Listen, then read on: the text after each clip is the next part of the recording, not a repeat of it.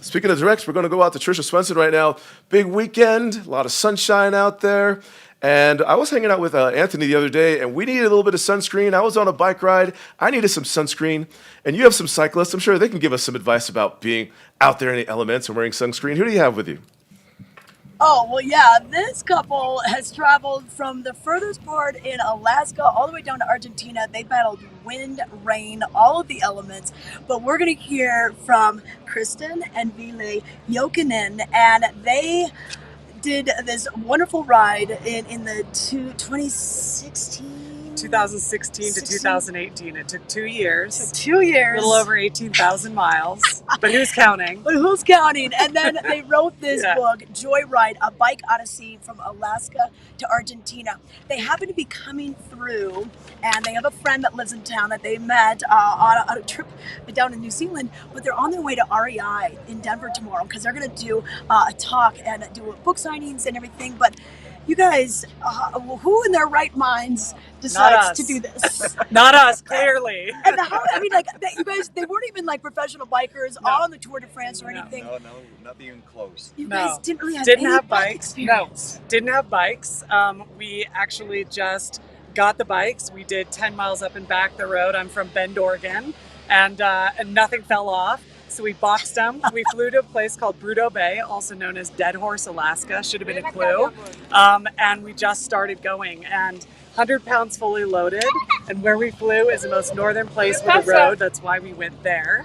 And we decided to bike all the way to a place called Ushuaia, Argentina. Turns out Bahia La Pitaya is the very, very end where the road ends. But it was quite the adventure. And we met an insane amount of very kind, incredibly awesome people along the way, which was the catalyst to why I wrote this book, actually, to showcase all the kindness from everybody we met.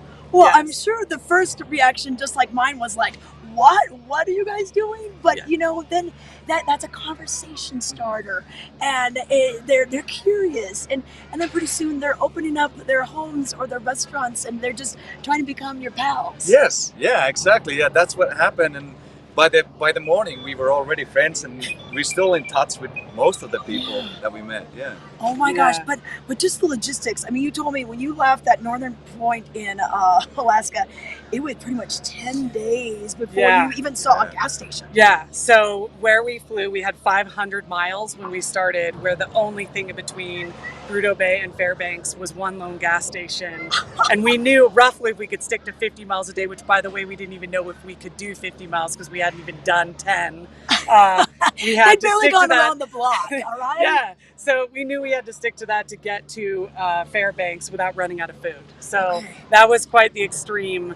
We're so far north, there's polar bears, and then it's grizzlies, and it's black bears, then it's moose, and it's all the rest. But yes. Oh my gosh. And and just the elements, and then you were sleeping in tents most of the time. Yeah, out of 580 nights, we were camping 500 nights in a tent.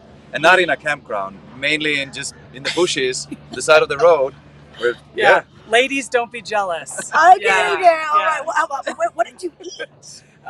Anything and everything, whatever we could find. And we couldn't be picky. We sometimes there was just one meal, like a chicken soup with all the parts in Peru, and Ville ate larvae in the Amazon and Bolivia, Ecuador. Excuse me. Yes. Oh, okay. All kinds of things. It's kind of like that Fear Factor show. It is. On bikes, yes. Everybody. Oh, a whole lot of Fear Factor. Oh my gosh. You've embarked on the national tour. You started in your home state of Oregon. Yes, I did. How's it going so far? Oh my gosh, amazing. Yes, it's been so incredible. Especially because this book comes at a perfect time now after a global pandemic, and now we're reopening and we're all getting excited about travel and getting out, and the weather's getting nice. And so we just felt like we wanted to share the stories of the kindness. We believe that kindness connects us to our shared humanity. And so this book really is inspiring. And so I wrote it, and we've been hitting the stops all the way down California, now through the middle and all the way to the East Coast, and we'll circle back.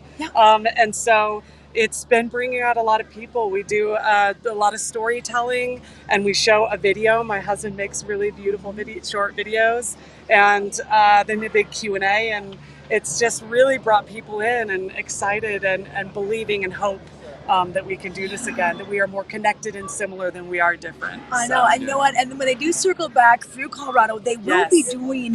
They just met with the Bookworm yesterday and the Kind Bikes and Skis, so they're going to be doing something in September. So we'll keep you posted on that. But that should be great as well. Yes. And then, well, what else? Okay, besides this big tour, any other? You did a bike ride in Europe, right? Yes, we went from Finland to Croatia in 2019. Your homeland. Yep. Yes, we did Spain, and we top to bottom New Zealand, and that's where we met our friend Sarah, who lives here, and we got to reconnect with her on this amazing book tour. Yeah, Sarah Frank with the Vail Valley Foundation. You never know who you're going to meet out there. Yes. Okay, well, we do have some bike rides around here and some bike rentals in case you are yearning to get back in the saddle. Can't feel from the waist down, so that's a no. Just kidding.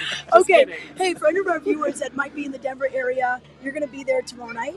Yes. So Saturday night, July 15th, what time? At the REI flagship, and it'll be 6 to 8 o'clock. Okay. Yes, And see you there. If we want to follow you. Yes, We Lost the Map. You can find us. Our website is welostthemap.com.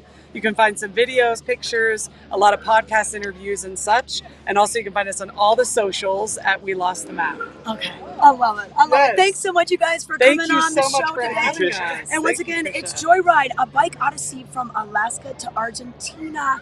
And you know what? Even if you don't feel like going 18,000 miles, this is going to inspire you to at least do something. So thanks, you guys. I really enjoyed talking to you. Thank you, Tricia. Okay, enjoy your stay in Vail. Thank you, Colorado. Thank you. Okay, we'll take it back to you.